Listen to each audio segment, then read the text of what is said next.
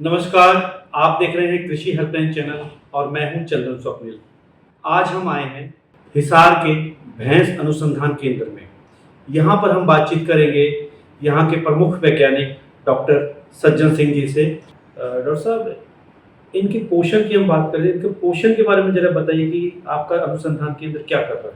हमारी संस्थान ने जो भैंस की अलग अलग उम्र की जो अवस्था हैं उनके लिए स्टैंडर्ड्स फीडिंग स्टैंडर्ड्स तैयार किए हैं, जिसके अंदर जोटियों के लिए अलग, नए नवजात शिशुओं के लिए अलग, गाभण जोटियों के लिए अलग, इनके बारे में विस्तार से बताइएगा। हाँ, उसमें क्या है, कई बारी किसान भाई क्या करते हैं, जिनके पास जो अवेलेबल दाना होता है जी, उसको प्रचुर मात्रा के अंदर अपने पशुओं को खिलाते हैं जी, क्योंकि वो उनके पास घर में उपलब्ध है और उसकी कीमत का उसको ज्ञान भी नहीं होता कि कितनी कीमत है इसकी, बिल्कुल, क्योंकि वो उनके पास है, इसलिए वो ज़्यादा से ज़्यादा उसका उपयोग करते हैं। लेकिन ये कोई अच्छी प्रैक्टिस नहीं है।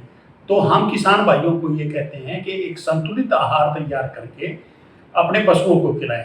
कई बार क्या होता है कि किसान के खेत में सरसों है या बिनौले की फसल है जी, तो वो ज्यादा से ज्यादा बिनौला खिलाना शुरू कर देते हैं जी, या बहुत ज्यादा सरसों की खली खिलाना शुरू कर देते हैं जी। तो उससे जो प्रोटीन की प्रचुर मात्रा, अधिक मात्रा हो जाती है जी। उस अधिक मात्रा के कारण बहुत सारे जनन संबंधी रोग पशुओं के अंदर शुरू हो जाते हैं। बच्चा देरी से देती है जी, परिपक्वता जल्दी आ जाती है, लेकिन जो बच्चा पैदा करने की क्षमता है उसमें कमी आ जाती है जी। तो इसलिए हम कहते हैं कि संतुलित आहार, जिसमें आपका 35 से 38% के लगभग आपका दाना होना चाहिए, जो आपके पास उपलब्ध है आपके घर के अंदर, चाहे वो आपके पास बाजरा है, ज्वार है, गेहूं है, मक्का है, ये सारी चीजें आप उसका 35 से 38% जो है 40% तक आप जा सकते हैं जी। 30-35% हमने उसमें खली में मिलाना है, 1-2% हमने उसमें खनिज मिश्रण भी डालना है जी। 2 किलो 100 किलो अगर बना रहे हैं तो उसमें 2 किलो हमने अपना नमक भी डालना है, तो और कुछ फिलर्स भी डालने हैं, चाहे राइस ब्रान हो, चाहे व्हीट ब्रान हो, चाहे कोई हो, ताकि वो पशु को उचित मात्रा में सारी चीजें मिलें और उससे जो उसका विकास भी संतुलित विकास हो, किसी भी तरह की किसी पोषण की कमी ना रहे।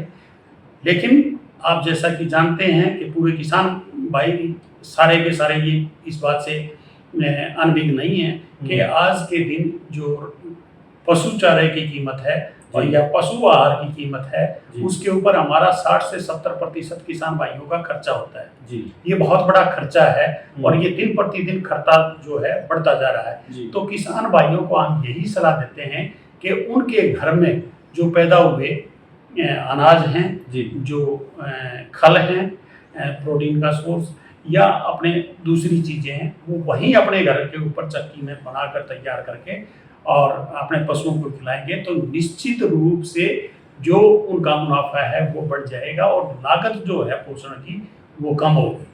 और हमारी संस्थान इस दिशा के अंदर काम कर रही है कि कौन कौन से पोषक तत्व हैं जो आज तक उपयोग नहीं हुए, जो ट्रेडिशनल हैं लेकिन किसान भाई उनका उपयोग नहीं करते, उनको बताएंगे उनको कैसे, जैसे घास है, बहुत सारे घास है, एलिफेंट ग्रास को भी यूज करते हैं, अंजन ग्रास को भी यूज करते हैं। राजस्थान के अंदर जो किसान हैं वो अपने पशुओं को खुला छोड़ देते हैं जी। और वो खुला छोड़ने का कारण ये है कि वहाँ जो ग्रास है, अंजन ग्रास है जी, वो जब पशु खा के आता है तो दूध की उत्पादन है वो बढ़ जाता है, क्योंकि उसके अंदर वो सारे पोषक तत्व हैं। तो उसी से हम एक क्लू लेके कि पुराने समय में हमारे किसान भाई जो है ना, प्राकृतिक रूप से उगे हुए जो चारे हैं उनका उपयोग करके अपने पशुओं का पालन करते थे। लेकिन जब से स्टॉल फीडिंग हुई है तो जो स्टॉल फीडिंग की वजह से जो लागत है चारे की उसमें बढ़ोतरी हुई है। तो हम कहते हैं कि जो प्राकृतिक रूप से चारे उगाए जाते हैं उनका उपयोग करके किसान भाई ज्यादा से ज्यादा आप मुनाफा कमा सकते हैं और अपनी जो चारे की लागत है या पोषण की लागत है उसको आप कम कर सकते हैं। डॉक्टर साहब, जैसे कि हम देख रहे हैं आजकल एक साइलेज का भी बड़ा प्रचार हो रहा है। साइलेज मतलब कितना उचित पोषण देता है या कितना कॉस्टली पड़ता है, इसके बारे में जरा बताएं। हाँ, कई प्रदेशों के विशेष रूप से जिन क्षेत्रों में सिंचाई की सुविधाएं हैं जी। उन क्षेत्रों के अंदर मेज है, ये अपना शुगर बीट पल्प है, जी।